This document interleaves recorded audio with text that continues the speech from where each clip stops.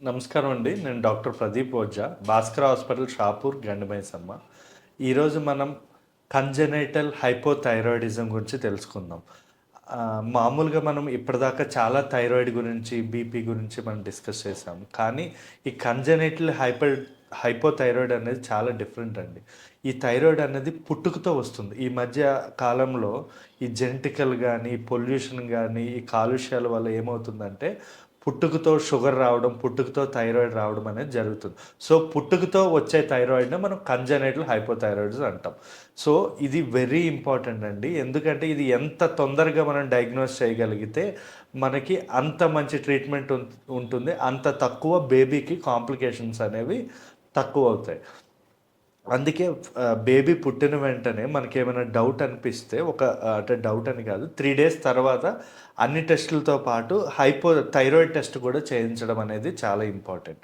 మెయిన్‌గా మదర్‌కి థైరాయిడ్ ఉన్నప్పుడు కూడా ఇవి చేయించుకోవాల్సి ఉంటుంది. ఈ కంజనైటల్ హైపోథైరాయిడిజంలో ఇప్పుడు పుట్టిన పిల్లలు ఏమీ కంప్లైంట్స్ అనేవి చెప్పలేరు, ఏడవడం తప్ప. సో, లక్షణాలు బట్టే మనకు కొన్ని తెలిసిపోతుందనమాట. మెయిన్‌గా మనం ఈ థైరాయిడ్‌లో మనకు కనబడే లక్షణాలు ఏంటి అంటే, పిల్లలు ఎక్కువగా ఒళ్ళు విరుచుకుంటూ ఉంటారు. ప్రతి నిమిషంకోసారి ఆ చిన్న ఇట్లా విరుచుకొని మనకి ఊపిరి ఆగినట్టు చేయడం అలాంటివి చేస్తుంటారు. ఇంకొక లక్షణం ఏంటంటే, పిల్లల జాండీస్ ఖచ్చితంగా డెవలప్ అవుతుందండి. ఇంకొక లక్షణం అంబిలికల్ హెర్నియా, అంటే బొడ్డు దగ్గర మనకి ఏంటంటే ఉబ్బినట్టు అనిపించడం, మ్యాక్సిమం నిద్రపోతూనే ఉంటుందన్నమాట బేబీ. ఇంకా మోషన్ అనేది సరిగా పోదు, ఇంకా ఆకలి తక్కువ ఉండడం, ఇలాంటి కంప్లైంట్స్ అన్నీ కూడా మనకు కనబడుతూ ఉంటాయి. ఇది మనం తొందరగా ట్రీట్మెంట్ ఇవ్వకపోతే పిల్లల్లో ఫస్ట్ 3 ఇయర్స్ బ్రెయిన్ డెవలప్మెంట్ అనేది జరుగుతుంది, బోన్ డెవలప్మెంట్ అనేది బాగా జరుగుతుంది. సో, బ్రెయిన్ డెవలప్ అవ్వకపోవడం, స్టామరింగ్, నత్తి రావడం, లేదా బోన్స్ సరిగా డెవలప్ అవ్వక హైట్ పెరగకపోవడం, లేదా చేతులు కాళ్ళు క్రెటినిజం అంటాం, తిరిగిపోవడం, ఇలాంటివన్నీ జరుగుతూ ఉంటాయి. ఈ పుట్టుకతో వచ్చే థైరాయిడ్ ఎవరిలో ఎక్కువగా కామన్ అనేది మనం తెలుసుకుందామండి. మెయిన్‌గా అంటే మామూలుగా 39 నెలల్లో మనకి ప్రెగ్నెన్సీ అవ్వకుండా అంటే డెలివరీ అవ్వకుండా మనకి కొంతమందికి 42, 43 వీక్స్ అంటే లేట్ అవుతూ ఉంటుంది. వాళ్ళలో కూడా ఈ కంజనైటల్ హైపోథైరాయిడిజం కామన్. ఇంకొకటి మదర్, ఫాదర్ ఇద్దరికీ థైరాయిడ్ ఉన్నప్పుడు కూడా 20% ఛాన్సెస్ ఈ కంజనైటల్ హైపోథైరాయిడ్ వచ్చే అవకాశాలు ఉంటాయి, చాలా రేర్‌గా.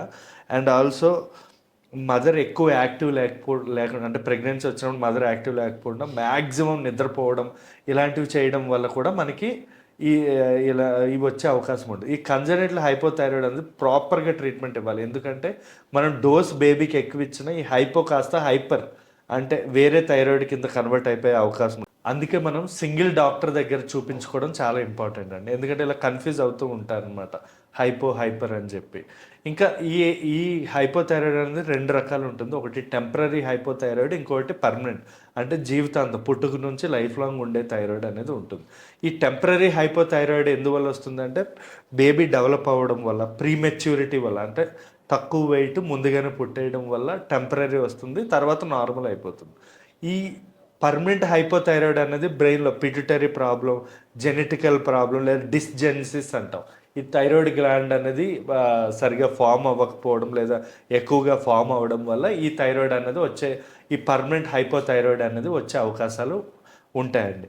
ఇంకా మనకి ఏంది అంటే ఈ థైరాయిడ్లో బేబీ స్కిన్ అనేది చాలా డ్రైగా మారిపోతూ ఉంటుంది మనం ట్రీట్మెంట్ అనేది ఇవ్వకపోతే. అంటే మనకి ఈవెన్ పొట్టులాగా, అంటే ఇలా స్కిన్ పట్టుకుంటేనే మనకి తెలిసిపోతుంది అనమాట బేబీకి హైపోథైరాయిడ్ ఉందా లేదా అన్నది. సో, ఈ ఈ పెరుగుతున్న ఈ ఈ మధ్య ఈ ప్రాబ్లమ్స్ అనేవి బాగా పెరిగిపోతున్నాయి కాబట్టి కొంచెం జాగ్రత్తలు తీసుకుంటే మంచిది. మదర్ కొంచెం ఫిట్గా ఉండడం కానీ, ప్రెగ్నెన్సీ టైంలో థైరాయిడ్ అనేది పర్ఫెక్ట్గా కంట్రోల్లో పెట్టుకోవడం. అంటే మామూలుగా 0.3 నుంచి 5.5 మధ్యలో ఉండాలి, కానీ ప్రెగ్నెన్సీలో 3 లోపల ఉండాలి. అంటే వాల్యూస్ అనేవి ఇంకా తక్కువ ఉండేటట్టు చూసుకోవాలి.